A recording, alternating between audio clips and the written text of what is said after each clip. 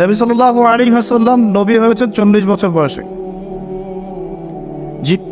জন্মগ্রহণের আগে বাবাকে হারিয়েছেন, তারপরে 6 বছর বয়সে মাকে হারিয়েছেন, 8 বছর বয়সে দাদাকেও হারিয়েছেন। বাবার নাম ছিল বাবা আব্দুল্লাহ, মায়ের নাম ছিল মা আমিনা, দাদার নাম ছিল দাদা আব্দুল মুত্তালিব। এরপরে তিনি মানুষ হয়েছেন চাচার পরিবারে, চাচার নাম ছিল আবু তালেব। 8 বছর বয়স থেকে নিয়ে বলা যায় 53 বছর পর্যন্ত চাচার গার্ডিয়ানশিপেই ছিলেন। সুবহানাল্লাহ। এই চাচা আবু তালেব নবী সাল্লাল্লাহু আলাইহি ওয়াসাল্লামের জন্যে এবং দিন ইসলামের জন্যে, কারণ তার ভাতিজার দিন তো তারই দিন, এমন কোনো ত্যাগ নাই যা স্বীকার করেন নাই। চাচা আবু তালেব নবী সাল্লাল্লাহু আলাইহি ওয়াসাল্লামকে যে সাপোর্টটা দিয়েছেন, এই সাপোর্টটা আমরা সবাই মিলেও এখনো দিতে পারি নাই। বিশ্বাস করেন? যে সাপোর্টটা নবী সাল্লাল্লাহু আলাইহি ওয়াসাল্লামকে চাচা আবু তালেব দিয়েছেন, এই সাপোর্ট আমরা সবাই মিলেও তাকে দিতে পারি নাই। চাচা আবু তালেব শেষ পর্যন্ত কালিমা পড়েন নাই। সাহাবীরা জিজ্ঞাসা করেছিলেন যে, ইয়া রাসূলুল্লাহ সাল্লাল্লাহু আলাইহি ওয়াসাল্লাম, আপনাকে এত সাপোর্ট দেওয়ার পরে চাচা আবু তালেবের কি কোনোই উপকার হবে না, লাভ হবে না? নবীজি বলেছেন সাল্লাল্লাহু আলাইহি ওয়াসাল্লাম, আমি না থাকলে আমার চাচাকে জাহান্নামের একদম অতল তলে রাখা হতো। আমার কারণে আল্লাহ রাব্বুল আলামিন তাকে জাহান্নামের উঁচু জায়গায় রাখবেন, জাহান্নামের উঁচু জায়গায় রাখবেন, যেখানে আগুন তার পায়ের গোড়ালি স্পর্শ করবে, এতেই তার মগজ টকবক করে ফুটতে থাকবে। আপনারা কি আমার বাংলা ভাষা বুঝতে পারছেন? এমন কোনো সাপোর্ট নাই চাচা দেন নাই। মক্কার প্রায় 13 বছর যখন দাওয়াতি কাজ করছেন নবী সাল্লাল্লাহু আলাইহি ওয়াসাল্লাম, মানুষ গালি দিচ্ছে, কেউ থুতু নিক্ষেপ করছে, কেউ নামাজরত অবস্থায় মাথার উপরে উটের নাড়িভুড়ি চাপিয়ে দিচ্ছে, কেউ বলছে এই ব্যক্তি জাদুকর, এই ব্যক্তি গণক, এই ব্যক্তি মিথ্যাবাদী, নাউজুবিল্লাহ, এই ব্যক্তি ফারিকুল জামাত বিভক্তকারী, এই ব্যক্তি মাজনুন, পাগল। তাকে আগলে রেখেছেন তার চাচা। মানুষ অর্থনৈতিক বয়কট করছে, চাচা আগলে রেখেছেন। 3 বছর সমাজ থেকে বহিষ্কার করা হয়েছে, গাছের ছাল পাতা খেয়ে থেকেছেন বনু হাশিম, চাচা আগলে রেখেছেন। চাচা ছোটবেলা থেকে তাকে এত মহব্বত করেছেন, তার ছেলেদেরকে নিয়ে যখন খেতে বসতেন, আমাদের নবী সাল্লাল্লাহু আলাইহি ওয়াসাল্লাম একটু লাজুক ছিলেন, তিনি শোরগোল করতেন না, চুপচাপ খেতেন। চাচা আলাদা করে একটা খাবার রেডি করে তাকে আলাদা করে ডেকে খাওয়াতো, কারণ সবার সামনে হয়তো সে বলতে পারছে না, লজ্জা পাচ্ছে, শাই ফিল করছে, বাবা নাই মানুষের সংসারে, হয় না?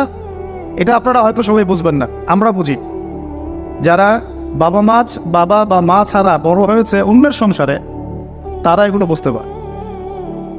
নবী সাল্লাল্লাহু আলাইহি ওয়াসাল্লাম এতিমদের প্রতি এত রহমদিল কেন ছিলেন? কারণ তিনি তো এতিম অবস্থায় বড় হয়েছে, তিনি তার কষ্টটা বুঝতেন। আর আমরা যদি এখানে যদি কেউ এতিম থাকেন, তিনি বুঝবেন এতিমের সাইকোলজি কেমন, তার চাহিদা কেমন, কষ্ট কেমন। আমি তো বারবার বলে আসছি কয়েকদিন থেকেই, আমাদের তো কারো সন্তান মারা যায়নি, আমাদের কারো সন্তানকে তো বোম মেরে বুলেট দিয়ে গুলি করে হত্যা করা হয়নি, আমরা তো সেই লাশ দাফন করি নাই। তাহলে আমরা কিভাবে প্যালেস্টাইনের মাজলুম ভাইদের আর্তনাদ আমাদের কান পর্যন্ত পৌঁছাবে? কিভাবে পৌঁছাবে না, পৌঁছালেও কলব পর্যন্ত পৌঁছাবে না। আমার সাথে তো এটা হয় নাই। তো ওই দিকে আমি পরে আসতেছি। চাচা আবু তালেব তাকে এত মহব্বত করেছেন, আমি ভাষায় প্রকাশ করতে পারব। আর আমরা চাচা আবু তালেব সম্পর্কে অনেক সময় আলোচনা করি, কিন্তু তার চাচির কথা ভুলে যায়। তার চাচির নাম ছিল ফাতিমা। কি নাম ছিল? এই নামে তিনি তার মেয়ের নাম রেখেছেন। এই ফাতিমা, তার চাচি, নবী সাল্লাল্লাহু আলাইহি ওয়াসাল্লামকে আলাদা করে ডেকে খাওয়াতেন, মহব্বত করতেন। তিনি কিন্তু তার সন্তান না, অন্য কারো সন্তান। একজন মেয়ের পক্ষে অন্যের সন্তান মানুষ করা চারটাকাটি কথা না। সতীনের সন্তানই সহ্য করতে পারে না। আর অন্য মানুষের সন্তান নিজের মতো করে মানুষ করা একটা মেয়ের পক্ষে এত সহজও না। তো এই কাজটা চাচি করেছেন। আমি একটা জায়গায় আসতে চাচ্ছি, এত কিছু করার পরেও, সমাজের মানুষের অত্যাচার নির্যাতন সব থেকে ভাতিজাকে প্রোটেক্ট করার পরেও শেষমেশ তিনি কালিমা লা ইলাহা ইল্লাল্লাহ সাক্ষ্য দেন নাই। শেষ মুহূর্তে নবী সাল্লাল্লাহু আলাইহি ওয়াসাল্লাম বারবার বলছিলেন, হে চাচা, খালি কালিমা পড়েন, আমি আপনার জন্য আল্লাহর কাছে সুপারিশ করব।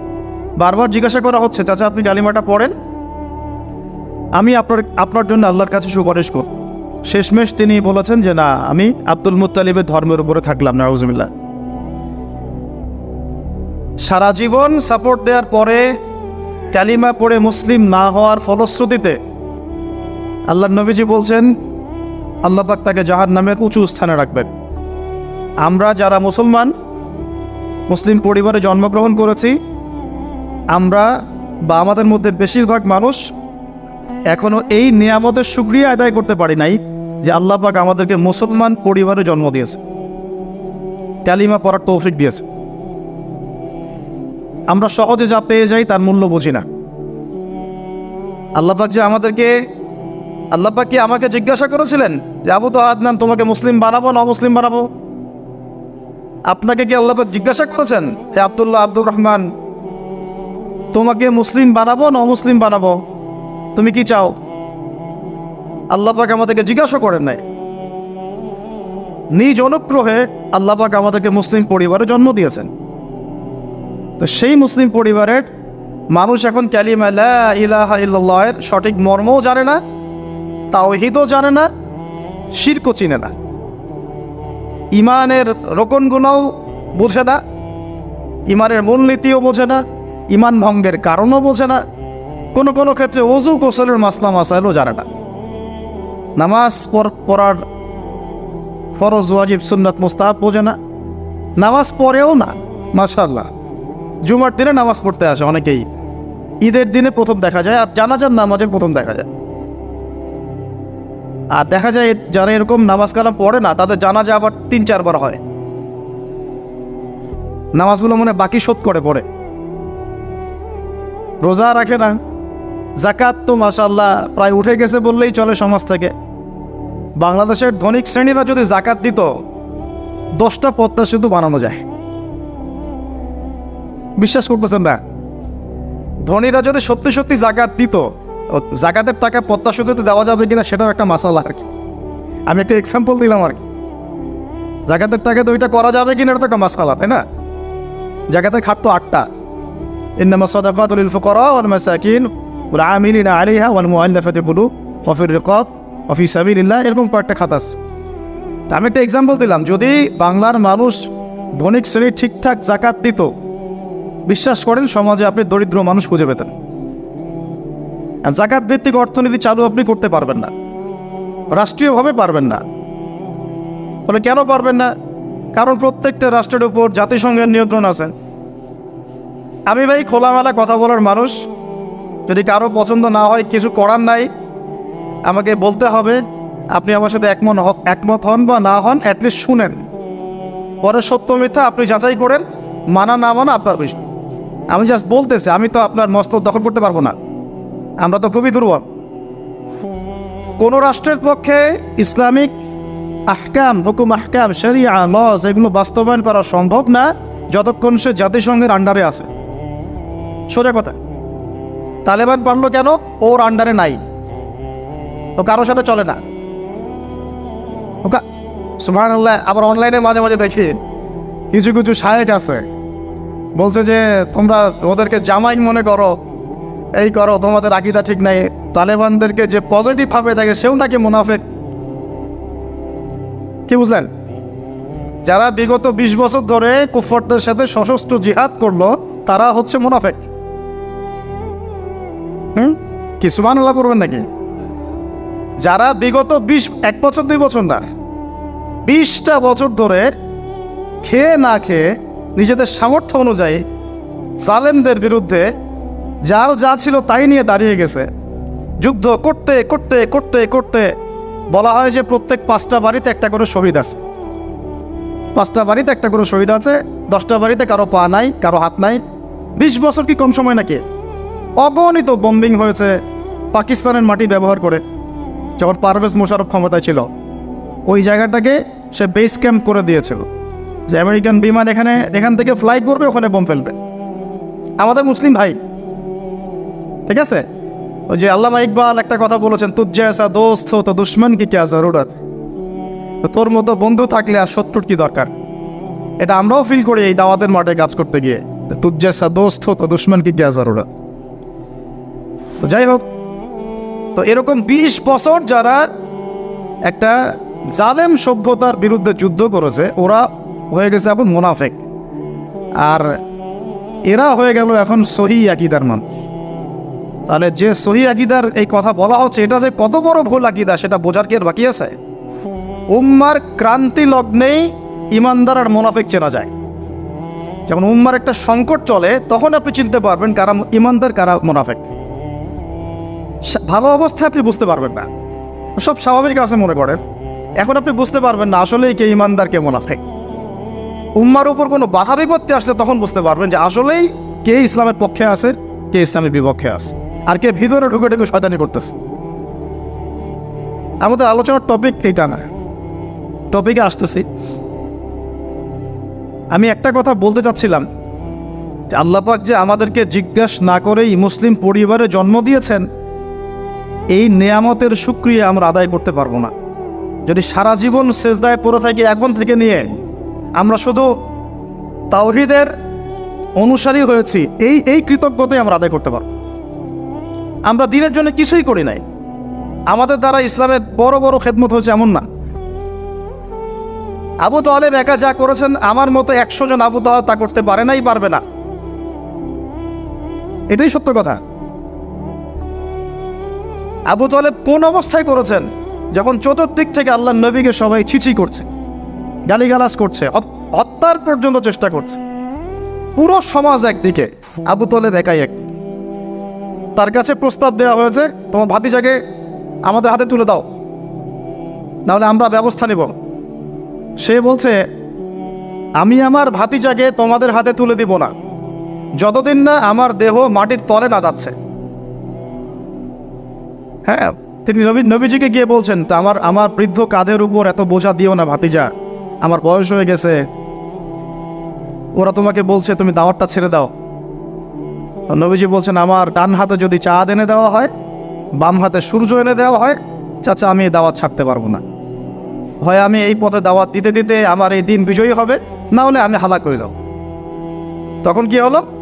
তখন তিনি বললেন যে ওরা তোমার দিকে আসতে পারবে না দলে দলে, যতক্ষণ না আমি আবু তালেব দাফন হচ্ছি মাটির তলে।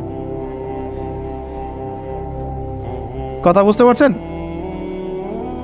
এখন মূল কথাটা হচ্ছে, আমরা যারা মুসলিম পরিবারে জন্মগ্রহণ করেছি, এরপরেও আমরা তাওহীদের জ্ঞান অর্জন করছি না, শিরক থেকে দূরে থাকছি না, নামাজ পড়ছি না 5 ওয়াক্ত ফরজ নামাজ, যাকাত দিচ্ছি না, সওম রাখছি না, প্রোটেস্ট্যান্ট মুসলিম হয়েছি, Protestant version of Islam follow করছি, ইসলামের দাওয়াতের কাজ করছি না, দিনের বিজয়ের কোনো ফিকির করছি না।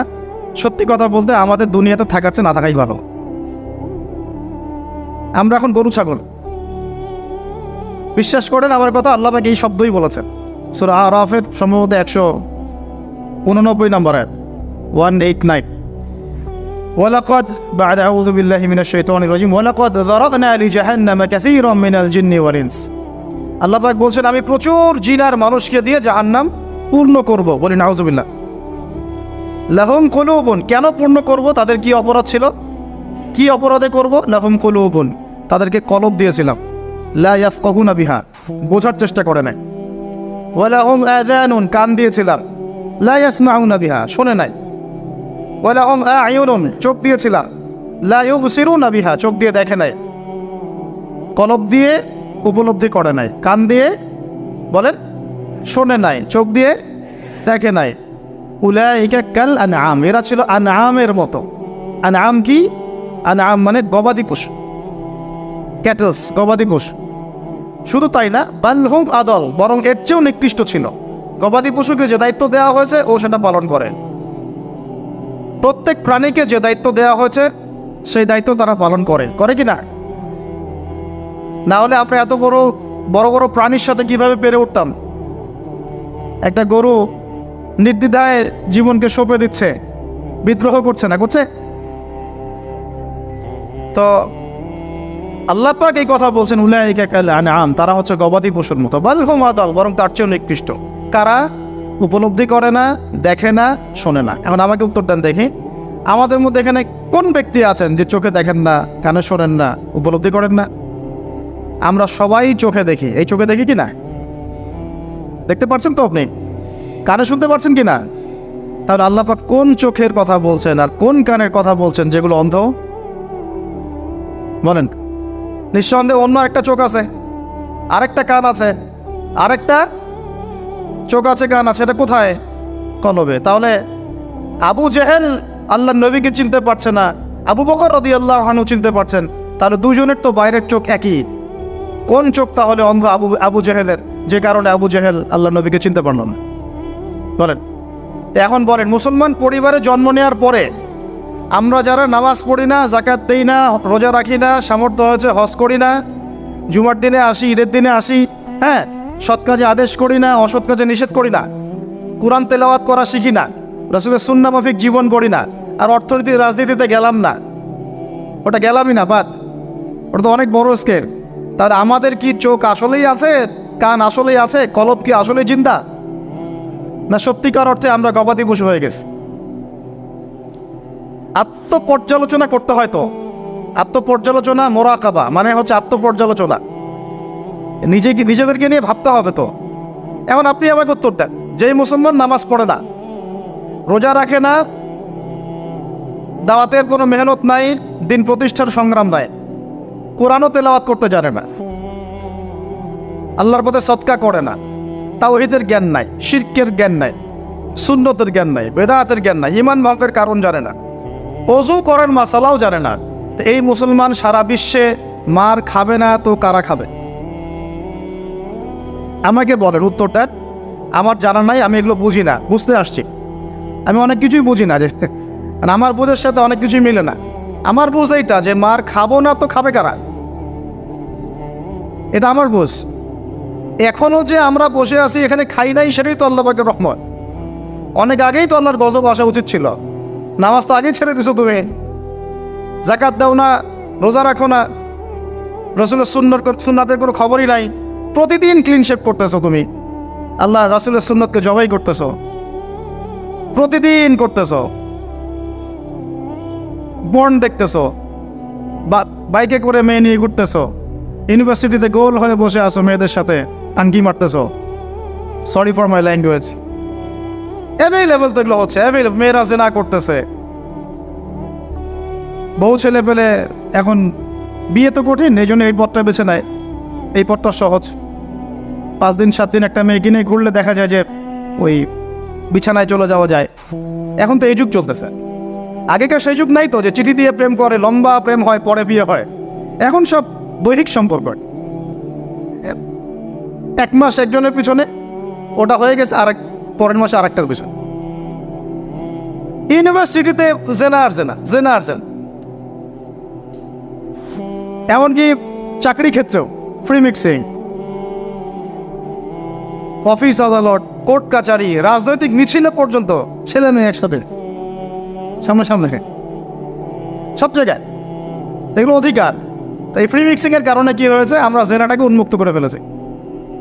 এখন আপনি বলেন, যে আমাকে বুঝান, যে এইরকম অবস্থায় মুসলমানদের উপরে যদি বিপর্যয় না আসে, কোন সময় আসবে? আসে নাই, আল্লাহ পাকের খাস রহমত। হয়তো আল্লাহ পাক এখন পর্যন্ত সুযোগ দিয়ে রেখেছে। উপলব্ধি যে সবাই করে না এমনও না, বহু মানুষ উপলব্ধি করে, কিন্তু তাদের সংখ্যা নিতান্তই কম। আর তাদের মধ্যে আবার বিভক্তি আছে, অনৈক্য আছে, আপোষে হিংসা, বিদ্বেষ, পরশ্রীঘাতরতা আছে, তারা আবার ইউনাইটেড না। তো বদরগঞ্জবাসীর জানা উচিত যে বদরের যুদ্ধ হয়েছে 2য় হিজরিতে। কত হিজরি? 2য় হিজরিতে। আল্লাহ নবী সাল্লাল্লাহু আলাইহি ওয়াসাল্লাম এই চাচার সংসারে মানুষ হয়েছেন প্রায় 53 বছর পর্যন্ত। এই চাচাই তাকে বিয়ে দিয়েছেন 25 বছর বয়স। তার আগে চাচার ব্যবসা তিনি সামলেছেন। ওই ব্যবসার এক কাফেলা খাদিজা রাদিয়াল্লাহু আনহার অর্থ ছিল। এই ব্যবসা দিয়ে তাকে টেস্ট করলেন, দেখলেন আমানতদার, সুদর্শন, মাশাআল্লাহ উন্নত চরিত্রের মানুষ, উন্নত রুচিবোধের মানুষ, আল্লাহ আমিন, বিশ্বস্ত। বিয়ের প্রস্তাব পাঠালেন, চাচা বিয়ে দিয়ে দিলেন তার সাথে, খাদিজা রাদিয়াল্লাহু আনহার সাথে। তখন তার বয়স কত ছিল? 25। তার বয়স কত? 40। আর আমাকে এই সেকুলার সমাজকে আমরা বলতে চাই, আমি বলতে চাই অ্যাটলিস্ট, মনে করে কথার কথা যে আমার স্ত্রীর বয়স 40, আমার বয়স 25। এখন আমরা একে অপরকে মহব্বত করি, ভালোবাসি, আমরা সংসার জীবনে হ্যাপি, সুখী, এবং আমাদের সন্তান সন্ততিও হচ্ছে। এমন না যে আমরা মেডিকেল সায়েন্সের ভাষায় এই দিকে আমরা অক্ষম। মহব্বত আছে, দুজন দুজনকে পেয়ে সুখী, একে অপরকে ভালোবাসি, সন্তান হচ্ছে। আপনার কোনো সমস্যা? আমি আমার এই ম্যারিড লাইফে আমরা হ্যাপি, আপনার কোনো সমস্যা? আমার স্ত্রীর বয়স 40, আমার বয়স 25। মনে করেন আমার বয়স এখন কত চলছে? 32-33 হবে আর কি, সূর্যের হিসাবে। কিন্তু বয়স কিন্তু ফিক্স হয় চন্দ্রের হিসাবে, আমরা সূর্য হিসাব করি। এখন ধরেন আমি একটা বিয়ে করলাম, ধরেন তো স্ত্রীর বয়স মনে করেন 16 বছর। কত? মনে করেন 16 বছর। 16 বছর একটা মেয়ের কি হায়েজ হয়? হায়েজ বোঝেন? আচ্ছা, সে কি সন্তান জন্মদানে সক্ষম? সে কি ম্যাচিউর, ফিজিক্যালি স্ট্রং? এখন ওর বয়স 16, আমার বয়স 32, ডাবল। 16 দুগুণ 32 না? তাই তো, অঙ্ক ভুলে গেছে ভাই। আচ্ছা, এখন ও আমার সাথে হ্যাপি, আমি তার সাথে হ্যাপি, সন্তান জন্ম হচ্ছে, দুজন সুখে আছি, মহব্বতের সাথে আছি, সুস্থ আছি, কোনো সমস্যা আপনার? তো এই হলো অবস্থা, সার্কাস। এখন এই 16 বছরের মেয়ে, আপনার মেয়ে, আপনি বিয়ে দিতে পারবেন না। বলবেন যে আপনি রাষ্ট্র আইনের বিরুদ্ধে কথা বলছেন। না, আমি বিরুদ্ধে কথা বলছি। আমি বুঝাচ্ছি যে এটা কতটা অসার একটা আইন। 16 বছরের একটা মেয়ে যদি জেনা করে, আপনি উৎসাহিত করছেন। 16-17 বছরের মেয়েরা জেনা করে না? স্কুলে, কলেজে, বিশ্ববিদ্যালয়ে, এইখানে ওইখানে, এর বিরুদ্ধে আপনার ব্যবস্থা কি, অ্যাকশন কি? কিন্তু 17 বছর একটা মেয়ে যদি বিয়ে করে, আপনি তো কাজীকে ধরে জেলে দিয়ে দিবেন একেবারে। এখন বলেন এটা কি আমি মানতে বাধ্য? এখন জোর করে চাপাই দিলেন, ল করে দিলেন, মানতে বাধ্য হয়ে গেলাম। তা আসলে কি কোরআন সুন্নাহ সমর্থিত হলো? এখন জবাব দিবেন আল্লাহর কাছে আপনি। জনগণ কিছুই বলতে পারবে না। আমরা শুধু জ্ঞানতাত্ত্বিক একটা ডিবেট করলাম এবং আপনাকে দেখালাম যেটা একটা অসার। তারপরেও যেটা হয়েছে হোক, অ্যাটলিস্ট বিয়েটা সহজ করলে ভালো হতো। বিয়েটা কঠিন হয়ে গেছে, এই জন্য এটা জেনার রাস্তা বেছে নেয়। তো আমরা জেনাকে উস্কে দিচ্ছি। আরে ভাই, 16-17 বছর তো দূরের কথা, এখন 13-14 বছরের মেয়েরাই দেখবেন ঠিক নাই। আপনি মনে করেন এখনকার স্কুল কলেজের মেয়েগুলো খুব দুধে ধোয়া তুলসী পাতা? যখন 15 বছর আগে যে যুগটা ছিল, 20 বছর আগে, আর এখন তো আর অনেক আপডেটেড। এখন ওরা ওইসবই বিশ্বাসী না, বুঝছেন না? কোনো ক্ষেত্রে মাদ্রাসাও এর থেকে মুক্ত হয় না। আমাদের দিকেও তো বলতে হবে, ইনসাফ করতে হবে। তো বহু মাদ্রাসাতেও জেনার ঘটনা ঘটছে এখন, কারণ এটা পর্নোগ্রাফির যুগ। কিসের যুগ? একজন টিচার যদি কোরআনে হাফেজ হয়, আলেম হয়, এবং একই সাথে যদি পর্নে এডিক্টেড হয়, সেই ব্যক্তির দ্বারা ধর্ষণ হতে পারে, যদিও সে হাফেজ, যদিও সে আলেম, যদিও সে দায়ী, হুয়েভার হি ইজ। এরকম ঘটনা ঘটছে। কোনো ক্ষেত্রে ছেলের সাথে জেনা পর্যন্ত হচ্ছে। হয়নি ভাই? আমি কি বাড়ায় কথা বললাম? যেই করুক এটা পাপ। শাস্তিও আবার কি? ধর্ষণের শাস্তি কি? ইসলামের শাস্তি কি? মৃত্যুদণ্ড। কয়টা কার্যকর করতে পারবেন আপনি? তো সব থেকে সমস্যা, আমি যে পয়েন্টে আছে এখানে চলে আসেন। সেটা হলো, তার বয়স তখন 40, আমাদের নবীজির বয়স 25, ম্যারিড জীবনে হ্যাপি, 6টা সন্তান হয়েছে। কয়টা? আর নবী সাল্লাল্লাহু আলাইহি ওয়াসাল্লাম খাদিজা রাদিয়াল্লাহু আনহার কাছ থেকে যে মমতা, যে ভালোবাসা, যে সাপোর্ট পেয়েছেন, এটা বিরল। এই যুগে এমন মেয়ে পাওয়া হয়তো বা সম্ভব, কারণ এই যুগে তো আমরাও সাহাবীদের মতো না। আমরা যদি সাহাবীদের মতো না হতে পারি, আমরা মহিলা সাহাবীদের মতো স্ত্রী আশা করি কিভাবে? তো বিয়ে হলো মাশাআল্লাহ। এখন নবী সাল্লাল্লাহু আলাইহি ওয়াসাল্লামের কাছে সমাজের জাহিলিয়াত ভালো লাগে না। একটু বোঝার চেষ্টা করি, কি জাহিলিয়াত ভালো লাগে না? তিনি দেখেন যে মক্কার মানুষ মূর্তি পূজা করে, তিনি দেখেন মক্কার মানুষ সুদ খায়, মক্কার মানুষ জেনা করছে, মাদক খাচ্ছে, হানাহানি মারামারি কাটাকাটিতে আছে, তার এগুলো ভালো লাগে না। তিনি এখান থেকে সরে যান, দূরে দূরে থাকেন, দূরে দূরে থাকেন। হেরা পাহাড় আছে, হেরা গুহা, ওই পর্বতের গুহায় তিনি একা একা নির্জনতা অবলম্বন করেন। কারণ যখন আপনি একটা ভালো রাস্তায় থাকবেন, সমাজের অন্যান্য খারাপ বিষয়গুলো আপনার পছন্দ হবে না, নিজে থেকে ভালো লাগবে না। এই যে আপনি আমি যতটুকু ইমানদার, পাশে কনসার্টের গান কানে আসলে আপনার খারাপ লাগে না? লাগে তো, আপনি বুঝতে পারেন না? চোখের মধ্যে খারাপ কিছু পড়ে গেলে আপনার খারাপ লাগে, মনে হয় যে এখান থেকে চলে যেতে পারলেই বাঁচি। আপনি বাসে যাচ্ছেন, দেখলেন যে ড্রাইভার গান ছেড়ে দিল, দিদি তেরা দেবার দিওয়ানা, আর বাসে কেন জানি এসব গানই বাজে। আমরাই নাকি ভাষার জন্য আবার যুদ্ধ করেছি, লজ্জা আমাদের। আমরাই নাকি ভাষার জন্য রক্ত দিয়েছি, কিন্তু আমাদের সব কেন জানি হিন্দি সংস্কৃতি। হ্যাঁ, তো কত বড় ভণ্ডামি আমাদের মধ্যে আছে দেখেন।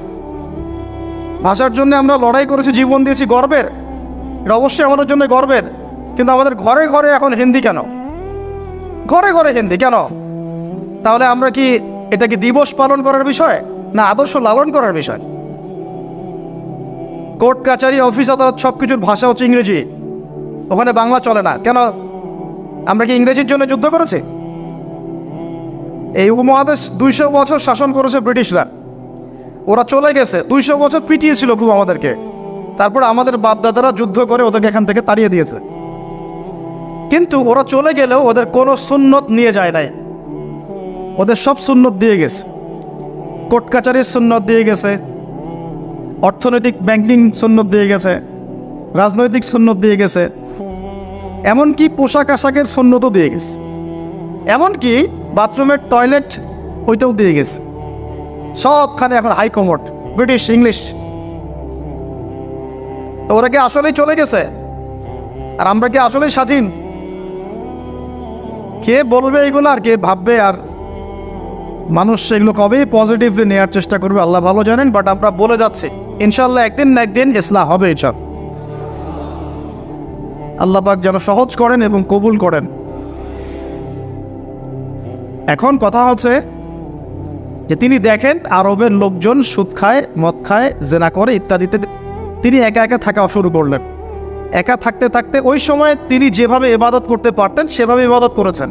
কারণ আগেও ইবাদতের কিছু সিস্টেম ছিল, কারণ আরবের মানুষরা দাবি করতো তারা হচ্ছে মিল্লাতে ইব্রাহিমের উপর আছে, বিকৃত, কিন্তু ওরা মনে করতো আমরা ইব্রাহিমের ধর্মের উপরেই আছি। এখন 40 বছর বয়সে নবী সাল্লাল্লাহু আলাইহি ওয়াসাল্লামের কাছে প্রথম ওয়াহিটা চলে আসতো। প্রথম ওয়াহি কি ছিল ভাই? কোন সূরা? সূরা আলাকের কত নম্বর আয়াত? প্রথম আয়াতটা, প্রথম ওয়াহিটা কি সংক্রান্ত ছিল? নামাজ পড়ো, রোজা রাখো, হজ করো, যাকাত দাও, মূর্তি পূজা করো না। কি বলেছেন আল্লাহ পাক? ইকরা বিসমি রাব্বিকাল্লাযী খালাক। হে নবী, কথাটা বুঝুন, হে নবী মুহাম্মদ সাল্লাল্লাহু আলাইহি ওয়াসাল্লাম, আপনি যেগুলো দেখে ব্যথিত, যে সমাজটার এই যে জাহেলিয়াত আপনি দূর করতে চান, যাদেরকে নিয়ে আপনি চিন্তাগ্রস্ত, আপনার কাছে ভালো লাগে না এই জাহেলিয়াতগুলো, এগুলোকে দূর করতে হলে আগে পড়াশোনা করতে হবে, জ্ঞান লাগবে। আগে কি লাগবে? ওই জায়গায় মুসলমানরা পিছিয়ে পড়ার কারণে আজকে এই অবস্থা হয়েছে। দুজনের বুঝে আসছে, দুজন ঠিক বলছে। ওই ইকরা বিসমি রাব্বিকাল্লাযী খালাক, এই পড়াশোনা থেকে আমরা পিছিয়ে পড়েছি বলেই আমাদের আজকে অবস্থা হচ্ছে। বলছেন, এখন বলবেন যে আমরা তো পড়াশোনা করছি, সাক্ষরতার হার তো আমাদের 80, 67, 77 এরকম আর কি। তো সত্যিই কি পড়ছি? ইকরা বিসমি রাব্বিকাল্লাযী খালাক অর্থ হচ্ছে পড়ুন আপনার রবের নামে, যিনি আপনাকে, যেই জ্ঞান আপনাকে আপনার স্রষ্টার দিকে নিয়ে যাবে সেটাই তো জ্ঞান। আর এখনকার আমাদের জ্ঞানগুলো কি সত্যি আমাদেরকে আল্লাহর দিকে নিয়ে যাচ্ছে নাকি আল্লাহ থেকে দূরে সরাচ্ছে? তাহলে বোঝেন, এখন আপনি যদি বলেন যে তাহলে কি আপনি শুধু মাদ্রাসা শিক্ষাকেই সমর্থন করছেন,